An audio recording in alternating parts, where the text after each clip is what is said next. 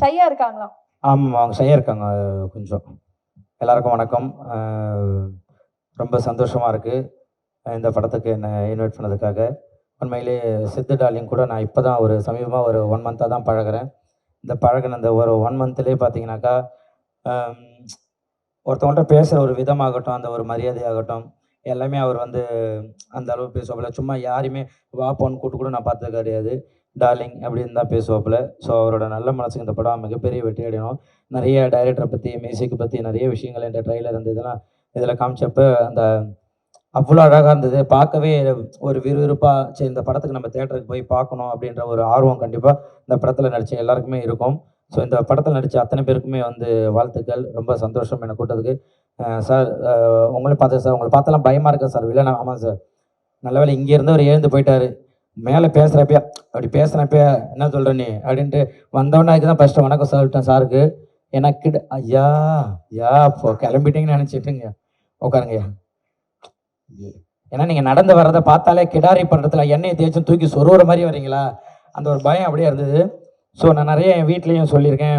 உங்கள்கிட்ட நான் நேரில் பார்த்து சொன்னேன்ல, எனக்கு அந்த கிடாரி படத்தில் இப்பயுமே அந்த நல்லெண்ணெய் நான் ஞாயிற்றுக்கிழமை தேய்ச்சாலே ஒரு ஞாபகம் வந்துடும். ஏய் வையே எலும்பு எடு அப்படி யோசிச்சுன்னு அப்படின்னா என்ன அப்படின்னா, இல்லைம்மா அண்ணனை பார்த்தேன் அப்படி வந்துருச்சுன்னு வீட்டில் அப்படி போனோம். ஸோ அந்த அளவு இருக்கும். நான் டார்லிங் கேட்டேன் யார் யார் இருக்கான்னு கேட்டோன்னே ஐயா பேரை கேட்டேன். ஆஹா, படத்தில் ஒரு மிரட்டல் இருக்குது அப்படின்னு நினச்சிட்டேன்.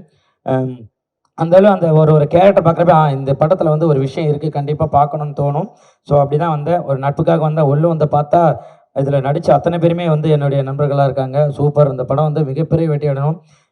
அது உங்கள் கையில் தான் இருக்குது. ஏன்னா சும்மா நம்ம இந்த படத்தில் முக்கியமான ஆட்கள் நான் நிறைய மேடையில் சொல்லியிருக்கேன். இந்த படத்தில் நடித்த முக்கியமான ஆட்களை மட்டும் நம்ம கூட்டு நம்ம ஒரு விஷயம் ஒரு ஆடியோ லான்ச்சுன்னு பண்ணுறோம். இந்த படத்தில் ஒர்க் பண்ண பின்னாடி ஒர்க் பண்ண டெக்னீஷியன் நிறைய பேர் இருப்பாங்க இல்லையா.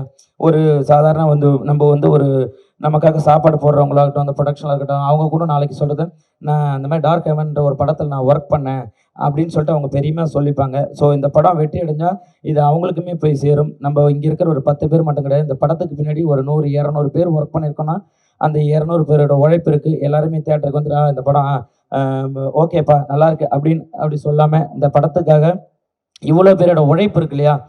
ஏன்னா எல்லாருமே ஒரு படம் எடுக்கிறப்ப இந்த படம் ஐயோ இவ்வளோ ஓடினா போதும், இவ்வளோ ஓன படம், இந்த படம் எப்படியாச்சும் மக்கள்கிட்ட போய் சேரணும், நல்லபடியாக சேரணும். ஒரு சின்ன விஷயம். ஏன்னா எல்லாருமே படம் எடுக்கிறப்ப அதில் ஒரு சின்ன கரு வச்சுருப்பாங்க. இந்த கரு கண்டிப்பாக மக்கள்கிட்ட போய் சேரணும். அது அப்படின்றதுக்காக தான் அந்த கருவை உங்ககிட்ட கொடுக்கணும். மீடியா நீங்கள் அதை எடுத்துகிட்டு போய் சேருங்க. கண்டிப்பாக அந்த கரு மிகப்பெரிய வளர்ச்சி அடைஞ்சு இந்த படத்துக்கு ஒரு பெரிய வெற்றியை கொடுக்கணும்னு நான் கடவுளை வேண்டிக்கிறேன். நன்றி. Thank you so much. என்னை இப்படி ஒரு மேடை கூட்டத்துக்கு நன்றி. எல்லாருக்கும் வணக்கம். போன 11ஆம் தேதி இயக்குனர் எம் பாரதி ராஜாவோட நல்லடக்கம் வத்தலக்குள்ள நடந்தது. அதில் சாரு நானும் பக்கத்தில் உட்கார்ந்துருந்தோம். அந்த மயான கரையில் பாக்கியராஜ் சார், இந்திய திரையுலகின் திரைக்கதை மாமன்னன் அவருடைய மரணம் நான் கிளம்புறேன். அப்போ தான் தகவல் கிடச்சி. எனக்கு மட்டும் இல்லை, உங்களுக்கு மட்டும் இல்லை, தமிழ் திரையுலகத்துக்கு மட்டும் இல்லை, இந்திய திரையுலகத்துக்கே ஒரு மிகப்பெரிய இழப்பு. அந்த துயரத்தோடு தவிர்க்க முடியாமல் இந்த நிகழ்ச்சி நடந்துக்கிட்டு இருக்கு.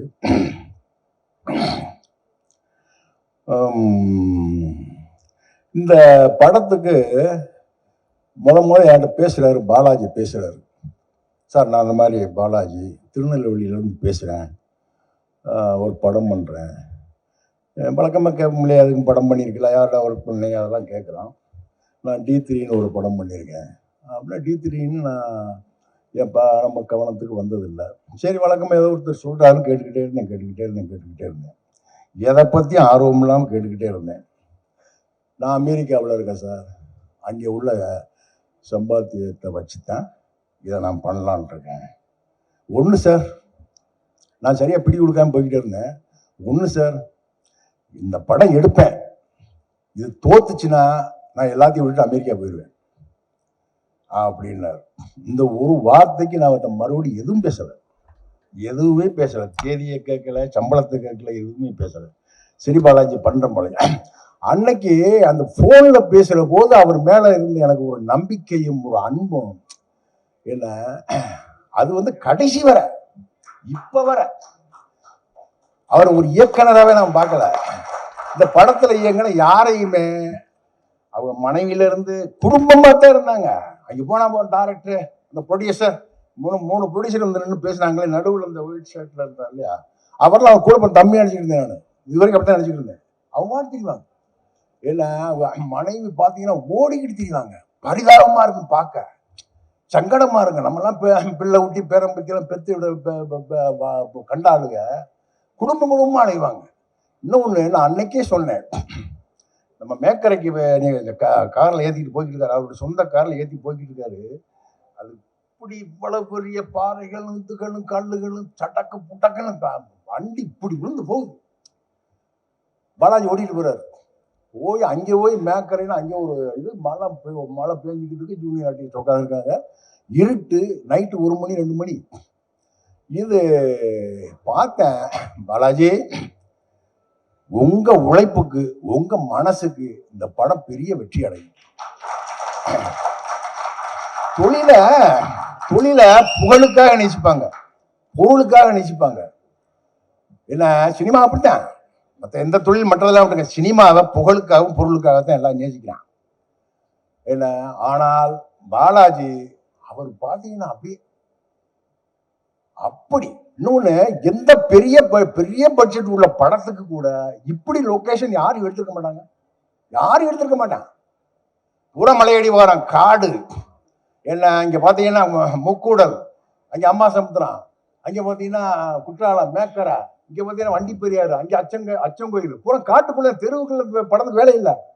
தெருவுக்குள்ள படத்துக்கு வேலை இல்லை. அப்படி பாத்தீங்கன்னா பூரா அப்படி எடுத்து எனக்கு நான் அப்படி நினைச்சேன், சந்தேகப்பட்டேன். நான் இந்த ட்ரெய்லரை பார்க்கிற வரை, இவ்வளவு கூட்டத்தை இந்த கிரீன் பார்க்ல பார்க்கிற வரை இந்த படத்து மேல எனக்கு நம்பிக்கை இல்லை. காரணம் என்னன்னா, அப்படி ஒரு தாகத்தோடு வெறியோடு காசுகளை கொட்டிக்கிட்டு அலைஞ்சிக்கிட்டு, நான் வந்து அம்பாசமுத்திரம் ஆத்துக்கரையில் நைட்டு ஷூட்டை முடிச்சுட்டு காலையில் அங்கிருந்து கிளம்பி மதுரை வந்துக்கிட்டு இருக்கேன் காரில். அவ்வளோதான் ஒரு 30-40 கிலோமீட்டர் தான் வந்திருப்பேன். பாலாஜிங்கிறேன், எங்கே விட்டாரு சேலம் ஏற்காடு வந்தேன் சார். எங்கே இருக்கு அம்பாசமுத்திரம், எங்கே இருக்கு சேலம் ஏற்காடு, எங்கே இருக்கா? நைட்டோட நைட் அப்போ காலையில் இறங்கிட்டாரு சேலம் ஏற்காடுல. அப்படி ஒரு உழைப்பு, உறக்கம் இல்லாம அப்படி உழைச்ச மனுஷன் பாலாஜி. நல்ல மனுஷங்கிறதுனால இந்த பாராட்டுலாம் இல்லை, படைப்பும் அப்படி கொடுத்துருக்காரு. என்ன அதாவது ஒரு ஓவியன் இருக்கான்னு வைங்களேன், சாதாரண ஒரு ஓவியன் அப்படியே போட்டுக்கிட்டே இருப்பான், பார்த்துக்கிட்டு இருப்பான். சரி, இது மூக்கு, இது கண்ணு போடுறேன், இது காது போடுறேன், முடி நல்லா போடுறேன், சட்டையை போடுறேன் அப்படின்னு பார்க்க வரைய நம்ம பார்த்துக்கிட்டே இருப்போம். இதுன்னு தெரியும் இல்லை, இது ஒரு ஆம்பளைய வரைகிறேன், ஒரு பொம்பளைய வரைகிறேன் அப்படி நம்ம கண்ணுக்கு முன்னாடி பார்க்கலாம். ஆனா இந்த ஓவியன் போட்டாங்க ஒரு ஓவியம், இல்ல என்ன வரைகிறான்னு தெரியல, எந்த கோட்டை கிழிக்கிறான், என்ன பண்றான்னு தெரியல, உண்மை தெரியல. பாத்தீங்கன்னா ஒரு மாடர்ன் ஆர்ட் வந்து நிக்குது, ஒரு நவீன ஓவியம் வந்து திரையில நிக்குது. அவன் தான் பாலாஜி. பாலாஜி அன்னைக்கு நீங்க சொன்னீங்க சார், தோத்துட்டுன்னா மூட்டை கட்டிட்டு அமெரிக்கா போயிடுவோம். நீங்க நிச்சயம் போக மாட்டீங்க. இல்ல, தமிழ் சினிமாவில் உங்களுக்கு மிகப்பெரிய இடம் இருக்கிறது. எல்லாரும் உங்க ஆதரவு தரணும். ஊடக நண்பர்கள் இந்த படத்துக்கு பெரிய ஆதரவு தரணும். நிச்சயமா நான் பங்கெடுத்த இந்த படம் ஒரு மிகச்சிறந்த படமா இருக்கும் நம்பிக்கையில விடைபெறுகிறேன். நன்றி, வணக்கம். எல்லாருக்கும் வணக்கம். டார்க் ஹெவன் என்னோட முதல் படம். இந்த படத்துக்கு எனக்கு ஆப்பர்ச்சுனிட்டி கொடுத்த பாலாஜி சார் ரொம்ப நன்றி. இந்த படம் எனக்கு மட்டும் இல்லை, இங்கே இருக்க நிறைய பேரோட சினிமா கனவுக்கு முதல் படி. எல்லாருமே சொன்னாங்க இந்த படத்தில் நிறைய ஸ்ட்ரகிள் இருந்ததுன்னு. என்னை பொறுத்த வரைக்கும் சினிமான்றது ஸ்ட்ரகிள் அண்ட் ஹார்ட் ஒர்க் தான். ஸ்ட்ரகிள் அண்ட் ஹார்ட் ஒர்க் இருந்தால் தான் ஒரு நல்ல சினிமாவை மக்களுக்கு கொடுக்க முடியும். ஸோ அப்படி பார்க்கும்போது இந்த படத்தில் எல்லாருமே ஹார்ட் ஒர்க் பண்ணியிருக்காங்க. ஸோ எல்லாரும் இந்த படம் ஜூலை 17 திரையரங்குக்கு வரும்போது போய் பாருங்க. ஒரு நல்ல படம். உங்களோட ஹானஸ்டான ரிவ்யூவை சொல்லுங்க. ஒன்ஸ் அகைன் ரொம்ப நன்றி சார். பெரும் மகிழ்ச்சி, உண்மையிலே பாராட்டக்கூடிய ஒரு விஷயம். இந்த தங்கச்சிமாக்கு பெரிய வாழ்த்துக்கள், இவ்வளோ அழகான வார்த்தைகளை சொன்னதுக்காக. இங்கே எல்லாரையும் பார்க்கும்போது பெரிய சந்தோஷம். முதல்ல இந்த சந்தோஷத்துக்கு ரெட்டி பாகத்துக்கு மனப்பூர்வ வாழ்த்துக்கள். புகழ்த்தமிழ் நான் குக்கு வித் கோமாளியில் பார்த்து இப்போ பார்க்குறேன், ஹீரோ ஆகிட்டான் தம்பி. இல்லை பிள்ளை, நிறைய வாய்ப்பு வரும். அப்போ தான் ஹீரோ என்பது ஒரு கதாபாத்திரம் தானே. அந்த கதாபாத்திரத்துக்குள்ள வரது எவ்வளோ பெரிய விஷயம் தெரியும். நான் எங்களோட பெரிய கனவு அதெல்லாம். ஹீரோ ஆகணும், எல்லாருடைய ஆசை அதை நான் ஹீரோ ஆகணும் அப்படின்னு. இந்த ஆசை நிறைவேறிக்காது. பெரிய வாழ்த்துக்கள் ஐயா. அப்பா வணக்கம், நல்லா இருக்கீங்களாப்பா? சந்தோஷம். இந்த மேடை என் மேடையை நான் மாற்றிக்கிற முதல் சந்தோஷப்படுத்திக்கிற முதல்ல ஜவஹர்ண்ணன், தங்கச்சிமா எல்லாரையும் பார்க்கும்போது இது குடும்ப நிகழ்ச்சியாக தான் தெரியுது எனக்கு. இது ஒரு ஆடி லான்ச் மாதிரி தெரியல இது பொறுத்த வரைக்கும். சித்தை வந்து நான் ரொம்ப பெருமையாக பார்த்துருக்கேன் அவனை தம்பியை. முதல் படம் நான் வந்து ட்ரெயின் பண்ணியிருக்கேன் அவனுக்கு. பாஸ்கெட்பால் ட்ரெயின் பண்ணியிருக்கேன். அவனை அப்போ பார்க்கும்போது ரொம்ப ஒல்லியாக ஃபங்க் வச்சுக்கிட்டு அப்படி இருப்பான். அப்படி வர சொல்லி தனியாக தெரிஞ்சான் தம்பி. யாரா நீ? அப்படி தான் கேட்டோம். திருவண்ணாமலை வந்து பிள்ளை. அந்த படம் அரியவரன் சார் எடுத்தாங்க. அந்த படத்தில் வந்து ஒரு முக்கியமான கதாபாத்திரம் பண்ணா. அப்போ தான் எனக்கு சித்த தெரியும். அதுக்கப்புறம் காலத்தின் கட்டாயம் பாகம் வாழ்க்கை விதி விளையாடிச்சு. என் கூட ட்ராவல் பண்ண நிலைமை வந்துச்சு பிள்ளைக்கு. நான் ஸ்டுடியோவில் இருக்க சொல்ல ஸ்டுடியோவில் என் கூடயே இருப்பான் எப்போதுமே. ரொம்ப தங்கமான பையன், உண்மையாக இருப்பான், எல்லா வேலையும் எடுத்து செய்வான். அவனுக்கு பெரிய விஷயம் என்னென்னா வாய் தான். எதுவாக இருந்தாலும் உண்மையை சொல்லிவிடுவான். அதெல்லாம் நிறைய பஞ்சாயத்து இருக்கு அவனுக்கு. எதையும் சொல்லுறதுனால என்ன ஆகுதுன்னா உண்மை ஏற்றுக்காது மனசு. நமக்கு நம்ம உண்மை சொல்ல ஒத்துக்காது எப்போதுமே. உன்னை புகழ்ந்து சொன்ன ரொம்ப அழகாக இருக்குது அப்படின்னு உடனே ஒத்துக்கும். கொஞ்சம் தண்ணி நல்லாவே போட்டு ட்ரெஸ் நல்லா போட்டுக்கலாமே அப்படின்னா உடனே யோசிப்போம். நம்ம என்ன பார்த்தா நான் அவ்வளோ கேவலமாக இருக்கா உனக்கு அப்படி கேட்போம். நல்லது ஏற்றுக்கிற மனசு கெட்டதை ஏற்றுக்காது. ஆனால் கெட்டதை சொல்கிற மனசு தான் சூப்பராக இருக்கும். எப்போதும் உங்களுடைய அழகை சொல்லத்தை விட உங்களை குறைய சொல்லும் போது திருத்துக்கிறதுக்கான ஒரு பெரிய வாய்ப்பாக இருக்கும். அப்படி தான் சித்து நான் பார்த்தேன். அந்த தம்பி வந்து எனக்கு ஹீரோ அன்னைக்கு எவ்வளோ பெரிய விஷயம் என்பது பெரிய வாழ்க்கையில் ஒரு பெரிய ட்ராவல் இருக்குல்ல. அந்த ட்ராவலில் அவன் இது வந்திருக்கான். நாங்கள் பேசும்போது எப்போதுமே என்னென்னா ஒருத்தர் பேசும்போது கேட்கணும். அது கேட்காம பக்கத்தில் பேசுனா அப்புறம் எதுக்கு பேசுன்னு தெரியாது. உனக்கு தான்டா, நான் எனக்காக பேசிக்கிறேன், உனக்காக தான் பேசுகிறேன். இந்த படம் சித்து வாழ்க்கையில் பெரிய படமாக அமையும். எப்போதுமே சொல்லுவாங்க, ஐயா சொன்னாங்கல்ல, இந்த காப் ரோல் பண்ணுறேன் எல்லாரும் போலீஸாக கூப்பிட்றாங்க அப்படின்றது. அது பெரிய கொடுப்பனை பொறுத்த வரைக்கும். நான் போலீஸாக தெரிய சொல்ல நான் அந்த உடையை பொறுத்து தான் போலீஸாக மாறிக்கிறேன். எனக்கு பெரிய படிப்பறிவு கிடையாது. சினிமா மட்டும் தான் எல்லாத்தையும் கொடுத்துட்டே இருக்கும். நான் ஒரு நாள் வக்கீலாக மாறுவேன், ஒரு நாள் டாக்டராக மாறுவேன், ஒரு நாள் ஹீரோவாக மாறுறேன், ஒரு நாள் எல்லா வேடங்களையும் இருக்கிறது மட்டும் தான் அந்த சினிமா. சினிமா என்பது அவ்வளோ அழகான தொழில். எங்களை ரொம்ப அழகாக பார்த்துக்குது. மூணுல சோறு போடுது, கேரவன் கொடுக்குது, எல்லாத்தையும் ரொம்ப பெருமைப்படுத்துது. எங்கே போனாலும் எங்களை ஃபோட்டோ பிடிச்சிக்கிறாங்க. எவ்வளோ அழகான விஷயம் இல்லை சினிமா. இந்த தொழில் நான் இருக்கிறதே பெரிய சந்தோஷம். அந்த தொழில்களில் வர எல்லா மக்களுமே பெரிய மக்களாக தான் நான் பார்க்குறேன், சிறந்த மக்களாக பார்க்குறேன். 140 கோடி மக்கள் இருக்கும். இந்த 140 கோடி மக்களுக்கு எத்தனை பேர் மேலே இந்த கேமரா பதிவு பண்ணியிருக்க கேட்டிங்கன்னா ரொம்ப குறைஞ்ச மக்கள். அந்த குறைஞ்ச மக்கள் நீங்கள் இருக்கீங்களே, நான் இருக்கேனே, அது பெரிய சந்தோஷம் இல்லை? அப்படி ஒரு தொழிலை பண்ணி நல்லா சந்தோஷமாக கை தட்டிக்கலாம். இந்த சினிமா தேடி தான் ஓடிட்டே இருக்கும். நம்ம எல்லாருமே கோடப்பாக்கத்தில் பார்த்தா இத்தனை பேருடைய பெரிய கனவு இருக்குல்ல. நான் இதை பாவணும் அது பாவணும், எல்லாருடைய கனவுக்கும் இந்த சினிமா வழி கொடுத்துட்டே இருக்கு. எல்லாரும் சேர்த்துக்கும். அதான் சினிமா. இந்த சினிமா ரொம்ப அழகான தொழில். இந்த அழகான தொழிலுக்குள்ள சித்து வந்தமைக்கு பெரிய நன்றி. அதே மாதிரி இந்த வேடம் போடுறோம் இல்லை, இந்த வேஷம் கட்டுறோம் இல்லை, இந்த வேஷம் கட்ட சொல்ல அந்த போலீஸாக மாறிடுவோம். நாங்கள் ஒரு திருடனா மாறிடுவோம், ஒரு கொலைக்காரனை மாறிடுவோம். இது எப்படி சாத்தியம் அப்படின்னா, எங்கேயோ ஒரு விஷயத்தை கேட்டு காதில் கேட்ட விஷயத்த மூளையில் ஸ்டோர் பண்ணியிருப்போம். அதுக்கு மெனக்கெட்டு இருப்பாங்க. அந்த மெனக்கடல் தான் இதோட மெனக்கடல். அவனை பார்க்க சொல்ல எனக்கு போலீஸாக தான் தெரிஞ்சான் தம்பி. நேற்று ட்ரெயிலர் பார்க்க சொல்ல அவ்வளோ உன்னதமாக இருந்துச்சு. அதுக்கு பெரிய வாழ்த்துக்கள் இயக்குனர் ஐயா. வாழ்த்துக்கள் ஐயா, பெரிய வம்சங்க ஐயா. உங்களை பார்த்தது ரொம்ப சந்தோஷம். ரொம்ப சூப்பராக இருந்தது. வாழ்க பல்லாண்டு வாழ்க. நிறைய படங்கள் பண்ணுங்க. ரொம்ப நேர்த்தியாக இருந்தது, ரொம்ப சூப்பராக இருந்தது. ஷார்ட் வைஸும் சூப்பராக இருந்தது. லைட்டிங் பியூட்டிஃபுல்லாக இருந்தது. கேமரா சூப்பராக பண்ணியிருந்தாங்க. வாழ்த்துக்களுக்கு சாமி. மியூசிக் சூப்பராக இருந்தது. இந்த படம் கண்டிப்பாக எல்லாரும் சொல்கிற வார்த்தை தான், சினிமா தியேட்டரில் போய் படம் பாருங்க அப்படின்னு. நீங்கள் தியேட்டரில் பார்க்கும்போது தான் அது ரெட்டிப்பாகும். அந்த ப்ரொடியூசருக்கு இன்னும் வருமானம் வரும், இன்னொரு படம் பண்ணுவாங்க. அதுக்கான ஒரு வாய்ப்பு தான் அது. அதனால இதை ரெட்டிப்பாக்கிறதுக்கு நீங்கள் எல்லாரும் தியேட்டர் போய் படம் பார்த்தீங்கன்னா அதுதான் அது ஒரு பெரிய பாராட்டாக இருக்கும் எல்லாருக்குமே. உங்களோட வாழ்த்துறதுக்கு பெரிய நன்றி. சித்து ஹீரோவாக்கு பெரிய சந்தோஷம். தங்கச்சிமா, உங்கள் படம் பார்த்த நடுவில் ஒரு படம் பார்த்தேன். ரொம்ப அழகான கண்ணு பேசுன்னு சொல்லுவாங்க. உங்கள் கண் அப்படி தான் இருந்துச்சு, ரொம்ப அழகு. ஆனால் அந்த படம் வந்து அதுவும் காப்பா தான் பார்த்தேன். இதான் ஃபர்ஸ்ட் படம் காப்பா. அப்போ நான் வேற ஒருத்தர் பார்த்துட்டாப்போ நான் தங்கச்சிட்ட கேட்டேன், அவரை மாதிரியே இருக்கா அப்படின்னு கேட்டேன். தப்பா சொல்லிட்டாப்போ. அதே மாதிரி தானே வழி நெடுகு காட்டு அந்த புள்ள மாதிரி இருக்கா அப்படின்னு கேட்டேன் நான். அது பெரிய சந்தோஷம். ரொம்ப வாழ்த்துக்கள். பரவாயில்ல, மகிழ்ச்சி. அனைவருக்கும் பெரிய வாழ்த்துக்கள். வாழ்க பல்லாண்டு, வாழ்க வளமுடன். யாரெல்லாம் வந்திருக்கீங்களோ முதல்ல உங்க கூட ஒரே ஒரு விஷயம் தான், சந்தோஷத்தை கூட வச்சுக்கிங்க, துக்கத்தை தள்ளி வச்சுக்கிங்க. அடுத்த வேலைக்கு இப்போ யோசிக்காதீங்க, அடுத்த வேலை நடக்கும். இந்த வேலைக்கு இப்போ வேப்போம். இப்போ உட்கார சொல்லி யோசிப்பேன் இன்னொரு வேலையை பற்றி. அடுத்தது என்ன பண்ண போறேன், இங்கே போடுமே அங்கே போடுமே, அது அப்புறம் பார்த்துக்கலாம், அது நடக்கும். இந்த உலகம் ரொம்ப அழகு. இந்த உலகத்தில் நீங்கள் படைச்ச மனுஷனாக படைத்து ரொம்ப அழகு. நீங்கள் மனிதராக படைச்சிட்டீங்க. அதுவும் சிரிக்கிறதுக்காக ஆடின பல்ல வெள்ளையாக கொடுத்துட்டான். நல்லா சரிங்க, சந்தோஷமா வச்சுக்கிங்க, நல்ல வார்த்தைகள் பேசுங்க. வாழ்க்கை சூப்பராக இருக்கும். எல்லாருக்கும் வெற்றி என்பது பக்கத்தில் இருக்கு, நீங்கள் எடுத்துக்கலாம். உங்களுக்கு எது தேவை என்பதை நீங்கள் முடிவு பண்ணி நீங்கள் எடுத்துக்க, கண்டிப்பாக நடக்கும். இந்த படம் கண்டிப்பாக வெற்றி படமாக அமைய என் மனப்பூர்வமான வாழ்த்துக்கள். தங்கச்சி பெரிய வாழ்த்துக்கள், எல்லாருக்கும் பெரிய வாழ்த்துக்கள். வாழ்க பல்லாண்டு, வாழ்க வளமுடன். இப்போ கைத்தட்டிக்கலாம் முடிச்சிட்டேன். எல்லாருக்கும் வணக்கம். இங்கே வந்திருக்க எல்லாருக்கும் ரொம்ப நன்றி. ஃபஸ்ட்டு வந்து நான் கோபி அண்ணனுக்கு ரொம்ப நன்றி சொல்லிக்கிறேன்.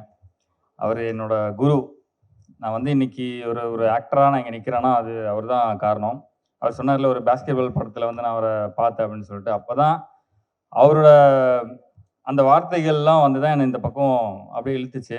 அதுக்கப்புறம் நான் அண்ணனை போய் பார்த்தேன், அவரோட ஆக்டிங் ஸ்கூலுக்கு போனேன். அங்கே எத்தனை பேருக்கு வந்து அவர் வந்து அந்த ஆக்டிங்லாம் சொல்லிக் கொடுக்குறாருன்றத பார்த்து ரொம்ப ஒரு மாதிரி வியப்பாக இருந்தது.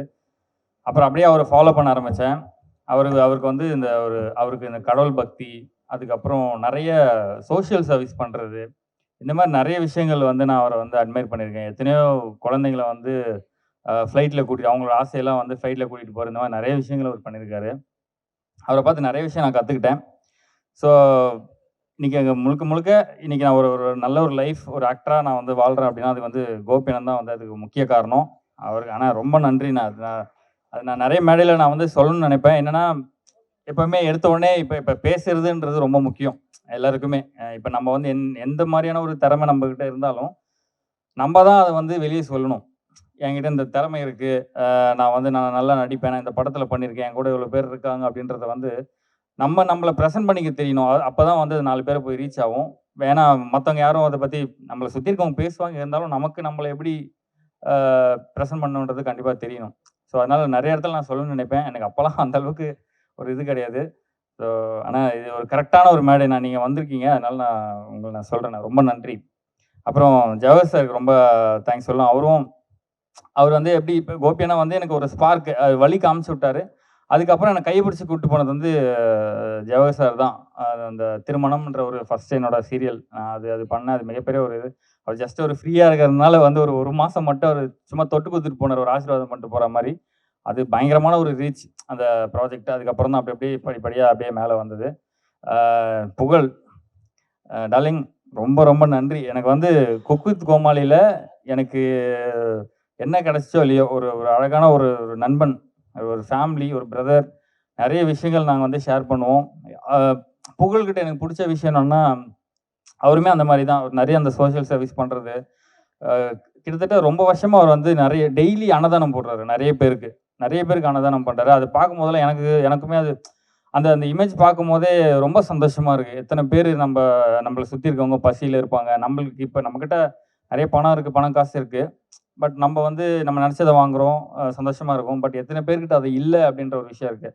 ஸோ அவர் சம்பாதிக்கிறதுலாம் நிறைய பேர் அந்த மாதிரி சோஷியல் சர்வீஸ் பண்ணுறாரு. அதெல்லாம் நான் அவனை பார்த்து நிறைய கற்றுக்கிறேன் டார்லிங். நானும் அது முயற்சி பண்ணுறேன். முடிஞ்சால் என்னோடய பங்கும் நான் அதில் வந்து நான் கொடுக்கணும்னு நினைக்கிறேன். சங்கீதா, தேங்க்யூ நீங்கள் வந்ததுக்கு. பட் நீங்கள் வந்து குக் வித் கோமாளி நிறைய பேசுகிறீங்க, ஆனால் இங்கே கூப்பிடும்போது கொஞ்சம் வெக்கப்பட்டீங்க. பரவாயில்ல, இருக்கட்டும். அந்த ஒய்ஃப் ஸ்ரேயா, அவங்க எனக்கு ஒரு பெரிய சப்போர்ட். எல்லாருக்குமே அவங்க ஒய்ஃப் சப்போர்ட்டாக தான் இருப்பாங்க. ஐஸ் வைக்கிறனால நினச்சிக்காதீங்க தயவுசெய்து. அவங்க வந்து எப்படி சொல்கிறது, ஒரு விஷயத்துலையும் என் கூடவே அவங்க இருப்பாங்க. அதை நான் பண்ணுறதை இன்றைக்குமே ரசிப்பாங்க, ரொம்பவே ரசிப்பாங்க. அது எனக்கு ரொம்ப பிடிக்கும். Thank you, love you. And dark heaven trailer and audio launch சூப்பராக போயிட்டுருக்கு. ஆக்சுவலி ட்ரைலர் நேற்று பார்க்கும்போது ரொம்ப சூப்பராக இருந்தது. நிறைய பேர் பார்த்துருக்க மாட்டீங்க, இப்போ மறுபடியும் கண்டிப்பாக வரும். பார்த்த உடனே நாங்கள் இவ்வளோ நாள் நிறைய பேர் சொன்னாங்களே ரொம்ப கஷ்டமான லொக்கேஷன், ரொம்ப கஷ்டப்பட்டு பண்ணோம் அப்படின்றது. அதோட பலன் வந்து அந்த ட்ரெய்லர் பார்க்கும்போது ரொம்ப ஹாப்பியாக இருந்தது. சரி, ஓகே, நம்ம வந்து ஒரு நல்ல படம் பண்ணியிருக்கோம். நமக்கு ஒரு எனக்கு கரெக்டான டைமில் கரெக்டான ஒரு படம் அமைஞ்சதுன்னா அது டார்க் ஹெவன். ரொம்ப ரொம்ப சந்தோஷம். பாலாஜி ப்ரோ, ரொம்ப தேங்க்ஸ். ஒரு எப்படி சொல்கிறது, நம்ம ஒரு கரெக்டாக ஒரு விஷயம் வந்து கரெக்டான நேரத்தில் கிடைக்கணும். அப்போ தான் நம்ம வந்து அடுத்தடுத்த லெவல் போக முடியும். ஸோ எனக்கு வந்து கடவுளாக பார்த்து கொடுத்த படம் தான் டார்க் ஹெவன். நான் 100% சொல்லுவேன். இங்கே இருக்கிற அந்த ஆக்டர்ஸ் ஜெயக்குமார் சார், மூர்த்தி சார், எனக்கு மூர்த்தி சார்லாம் எனக்கு என்னென்னா ரொம்ப வியப்பாக இருந்தது. ஒரு பெரிய ஒரு டைலாக்ஸ் எல்லாம் டைரக்டர் கொடுப்பாரு. அவர் அந்த பேப்பர் பார்க்கவே மாட்டார். திரும்ப எடுத்துகிட்டு வந்து யாராவது சார் பார்த்துக்கிறீங்களா சார் சொன்னார் அப்படின்னுவார். அவ்வளோதான். அவர் ஒரு தடவை பார்த்துட்டாருன்னா முடிஞ்சது. அது அந்த சீன் எத்தனை தடவை கேட்டாலும் அந்த எக்ஸ்பிரஷன், அந்த டைமிங், அதெல்லாம் சான்ஸே இல்லை சார். நான் அவங்கள பார்த்து ரொம்ப அது கற்றுக்கிட்டேன். இந்த படத்தில் நிறைய லேர்னிங்ஸ் இருக்குது. ஒரு ஆக்டரை பார்க்கும்போதும் இவங்க ரித்திகா, அவங்களோட பர்ஃபார்மன்ஸ் எனக்கு பர்சனலாக ரொம்ப பிடிக்கும். அவங்க வந்து ஒரு மாதிரி சைலண்ட்டாக இருக்க மாதிரி இருக்கும், ஒரு மாதிரி சாஃப்டாக இருப்பாங்க. பட் அந்த கேரக்டர் வந்து அந்த ஒரு சீன், அந்த எமோஷன், அதெல்லாம் 100% அவங்க ஃபேஸ்லேருந்து வரும். அதுக்கப்புறம் தர்ஷிகா, ரொம்ப ஹாப்பி உங்களோட ஒர்க் பண்ணதில். ஒரு நல்ல சோல். நீங்கள் சூப்பராக பண்ணுறீங்க. ரொம்ப தேங்க்ஸ். ரொம்ப ரொம்ப சந்தோஷம். அந்த மாதிரி ஜெயக்குமார் சார் அவர் வந்து நாங்கள் வந்து எவ்வளோ டயர்டில் இருப்போம். ஒரு 3 மணி காலையில் 3 மணி 4 மணிக்கெலாம் ஷூட் போயிட்டுருக்கோம். ரொம்ப டயர்டாக இருப்போம், தூக்கம் அப்படியே சொக்கிட்டு இருக்கோம். அப்போ வந்து ஏதாவது ஒரு காமெடி பண்ணுவார். சிம்பிளாக ஏதாவது ஒன்று சொல்லுவார். என்னப்பா இன்றைக்கும் 6 மணியா, சரி ஓகே அப்படின்றவாரு. ஸோ அதெல்லாம் அந்த ஒரு மாதிரி அவர் சிரிச்சுட்டே நமக்கு அந்த டைம் போகிறதே தெரியாது. ஸோ அந்த செட்டில் நாங்கள் ஒர்க் பண்ணும்போது அங்கே நடக்கிற விஷயங்கள் எல்லாமே வந்து அவ்வளோ சூப்பராக இருக்கும். இந்த படம் வந்து ரொம்பவே கஷ்டப்பட்டு, எல்லாருமே கஷ்டப்பட்டு தான் எடுப்பாங்க. நாங்கள் இன்னும் டபுள் கஷ்டப்பட்டு இந்த படத்தை வந்து நாங்கள் பண்ணியிருக்கோம். ஜூலை 17th இந்த படம் ரிலீஸ் ஆகுது. எல்லோரும் தியேட்டருக்கு போய் பாருங்கள். அண்ட் இங்கே வந்திருக்க ப்ரெஸ் எல்லாருக்கும் ரொம்ப ரொம்ப நன்றி. இந்த படத்தை வந்து நிறைய பேர்கிட்ட கொண்டு போய் சேருங்க. இது கண்டிப்பாக ஒரு நல்ல படமாக இருக்கும். Thank you so much. And music director, editor, cameraman Mani sir உங்கள் எல்லாருக்கும் ரொம்ப ரொம்ப நன்றி. இந்த படம் பண்ணதில் ரொம்ப ரொம்ப சந்தோஷம். எங்கள் ஹோல் காஸ்ட் அண்ட் க்ரூ யாரையாவது நான் விட்டுருந்தேன்னா தயவுசெய்து மன்னிச்சிருங்க. எல்லாருக்கும் நான் வந்து நன்றி சொல்லிக்கிறேன். ரொம்ப ரொம்ப சந்தோஷம். தேங்க்யூ நன்றி. பாக்யராஜ் சாரோட இழப்பு ரொம்ப கஷ்டமாக இருக்குது. எனக்கு நிறைய இந்த படத்தில் நிறைய ஃபன் ஃபேக்டர்லாம் நடந்தது. நிறைய ஷேர் பண்ணணும்னு நினச்சேன். Like I'm little bit off today. Very happy to be here. இந்த படம் வந்து பாலாஜி சாரோட நான் அது 4வது படம். டைரக்டராக அவர் 2வது படம் தான் பண்ணியிருக்காரு. ஃபர்ஸ்ட் D3 ஒரு படத்தில் வந்து ஒரு நாள் ஒரு ஷூட். ஆக்சுவலாக அதில் வந்து அந்த கேரக்டரை 3 முறை ஷூட் பண்ணியிருக்காரு. என்னை 4வது முறை கூப்பிட்டு அதே ரோலுக்கு திரும்ப ஷூட் பண்ணார். ஷூட் பண்ணும்போது அவர் இல்லை சார் ஒன்று சரி வரலன்னா அது திரும்ப நான் ஐல் கோ ஃபார் இட் அகைன் அப்படின்ற மாதிரி பண்ணார். அதில் அவரோட டிட்டர்மினேஷன் பயங்கரமாக தெரிஞ்ச ஒரு விஷயம் வேணும்னா அது he is very strong.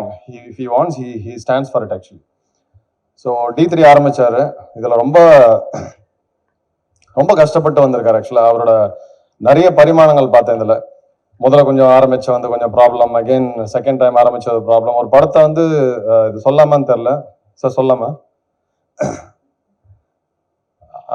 he has gone through a real tough time actually. ஒரு ஆளுக்கு வந்து இவ்வளோ தாங்க முடியுமான்றலாம் தெரில. ஒரு முறை எப்படின்னா எந்த அளவுக்கு ப்ரெஷர் போடுறாங்கன்னா ஒரு சின்ன கார் ஒன்று இருக்கு, ஒரு ஆல்டோ மாதிரி ஒரு கார், ஓங்கி ஒரு அடி அடிச்சார். அதில் பார்த்தீங்கன்னா ஒரு 5 பேர் சாப்பாடு போட்டு சாப்பிடலாம். அந்த அளவுக்கு அப்படி டென்ட் ஆயிடுச்சு. ஆக்சுவலா யார் காரடா அடிச்சார் அப்படின்னு பார்த்தா அவர் காரை தான். He doesn't show anything outside actually. எல்லாமே உள்ளுக்குள்ளே அவரே வச்சுப்பாரு. ஆக்சுவலா அது சிரிச்சுட்டே தான் பேசுவார், பட் உள்ளுக்குள்ள அவ்வளோ நடக்கும். இந்த படத்துல வந்து 2 விஷயம் தைரியமா நான் பார்த்தேன். ப்ரொடியூசர் வந்து எப்பயுமே அவரோட ஒய்ஃபோட வருவாரு, அதே மாதிரி டைரக்டர் அவரோட ஒய்ஃபோட வருவார். இந்த படத்துல ஃபர்ஸ்ட் டைம் வந்து ஒய்ஃபோட ஷூட்டிங் ஸ்பாட் வர்றாரு பார்த்துருக்கேன். ஆக்சுவலா அப்பார்ட் ஃப்ரம் திஸ் இவங்க எல்லாமே கிரிக்கெட் டீம் போல இருக்கு. ஆக்சுவலா இப்போ பாலாஜி சாருக்கு ஃபோன் அடிச்சிங்கன்னா அவர் எடுத்து பேசிட்டாருன்னா 11 பேரும் கூப்பிடுவாங்க. சார் அண்ணனை கூப்பிட்டீங்களாமே. இவர் எடுக்கலன்னா மீதி யாருமே எடுக்க மாட்டாங்க. நீங்க எங்க வேணா அடிங்க. அப்புறம் அதே மாதிரி இவர் இருக்காருல்ல, பூபதினு ஒருத்தர் இருக்காரு, அசோசியேட், சூப்பர் ஆள் அவர். நான் ஃபோன் பண்ணி சார் பாலாஜி சார் ஃபோன் அடிச்சேன், எடுக்கல, என்ன விஷயம் சார்ன்னு கேட்பாரு. இந்த மாதிரி வந்து ஒரு பேமெண்ட் ஒரு 10 நாள் ஆகுது, 15 நாள் ஆகுதுன்னு. அண்ணன் வந்து சார் 35 லட்சம் எடுத்துன்னு வண்டியில் வந்தார் சார். கேரளா பார்டரில் பிடிச்சிட்டாங்க சார். ஆக்சுவலாக ஐயோ அப்படியே சார், எப்போ சார்? இது ஒரு 1.5 month ஆகும் சார். திரும்ப கூப்பிட்டு 1.5 month கழிச்சு கூப்பிட்டா என்ன பண்ணாரு சார், அது கூட இன்னொரு 10 லட்சம் எடுத்துட்டு வந்தார் சார், தமிழ்நாடு பார்டரில் பிடிச்சிட்டாங்க சார் அப்படின்னாரு.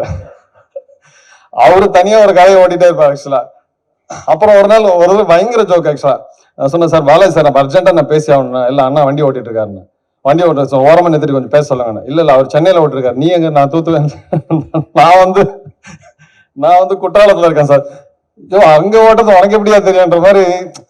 But one thing I will tell you, he has made a wonderful team sir. ஆக்சுவலா அந்த டீமுக்குலாம் அவர் பே பண்ணாரா, பே பண்ணலையா, சோறு சாப்பிட்டாங்களா தெரியல. அதே மாதிரி சார் டீ கேட்டா அந்த சிவான்னு ஒரு தம்பி இருப்பான், டீ வந்து கேட்டீங்கன்னா 2.5 மணி நேரம் கழிச்சு வரும். நம்ம கேட்கறது ஹாட் டீ, ஆனால் அது ஐஸ் டீயா வரும். உடனே இந்த ட்ருன்னு சின்ன பசங்க மாதிரி ட்ருன்னு கிளம்பிடுவாங்க டீன்னு கேட்டோன்னே. போச்சுட்டாங்கன்னா அவங்க எங்கே ஷூட் பண்ணுவாங்கன்னா, நீங்க கத்தி கூப்பிட்டீங்கன்னா ஒரு புலி தான் என்னப்பா தம்பின்னு கேட்குமே வழியே, அந்த மாதிரி டார்க்கான பிளேஸ் தான் வைப்பாங்க. டீ கிடைக்காது, டவர் கிடைக்காது. Visually amazing place. அது எப்படி தான் தேடி எடுத்தாங்கன்னு தெரியல. ஒரு ஷாட்டுமே வந்து கண்ணில் ஊற்றிக்கிற மாதிரி இருக்கு. ரொம்ப visually amazing treat actually. Apart from this actors, Rithika மேம்லேருந்து நம்ம ஜெயக்குமார் சார்லாம் வந்து ரொம்ப lot of people have cooperated actually. ஏன்னா இப்போ நம்ம ரொம்ப டீப் ஃபாரஸ்ட் போகும்போதெல்லாம் வந்து பேசிக்ஸ் கூட ரொம்ப கொஞ்சம் கஷ்டமாக இருக்கும். ஸோ எல்லாமே இது cooperated. Balaji has seriously put in lot of effort. இதில் வந்து நிறைய மெனக்கெடல் இருக்கு, நிறைய கஷ்டமான ஷார்ட்ஸ்லாம் இருக்கு, ரொம்ப நல்லா பண்ணியிருக்காங்க. அண்ட் ஹீரோ சாரை பற்றி சொல்லணும். நான் ஃபர்ஸ்ட் டைம் அவரோட இது படத்தில் இன்ட்ராக்ட் பண்ணியிருக்கேன். A person cannot be so simple like this. ஒரு நல்ல டேலண்டட் பர்சன் ப்ளஸ் ஒரு நல்ல ஹியூமன், அது பெரிய விஷயம் அது ஆக்சுவலாக. ஸோ கீப் அப்படியே வச்சுக்கங்க சார், அது நல்லா இருக்கு. அது உங்களை மேலே கொண்டு போகும். அப்புறம் டிஓபி வந்து அவர் இப்போ தான் இன்னைக்கு தான் சிரிச்சே பார்க்குறேன் ஆக்சுவலாக. அவர் எப்பயுமே ஒரே மீட்டர் தான் வச்சிருப்பாரு, சிரிக்க மாட்டாரு. எப்பயுமே அவர் அந்த ஒர்க் நீங்கள் ஏதாவது ஒரு ஜோக் ஏதாவது ஒரு ஃபன் ஏதாவது சொன்னா கூட அதை நார்மலாக அக்லான்ஸ் பண்ணி போயிடுவார். அவர் ஆக்சுவலாக ஒர்க்குன்னு தான் இருப்பார். ரொம்ப நல்லா பண்ணாங்க. நிறைய கிரிட்டிக்கல் டைம்ல வந்து இப்போ எப்படின்னா திடீர்னு ஒரு ஷூட் எடுத்துட்டு ஒரு 15 days கழிச்சு திடீர்னு கூட சார் நாளைக்கு கிளம்பி வந்துடுறீங்களா, நாளைக்கு ஒரு எல்லாமே ஷார்ட் நோட்டீஸாக தான் இருக்கும். ஏன்னா அவ்வளோ ஆர்டிஸ்ட் காம்பினேஷன், நிறைய ஆர்டிஸ்ட் காம்பினேஷன் இருக்கும்போது அவருக்கு வந்து fixing a shoot date itself was very tough actually.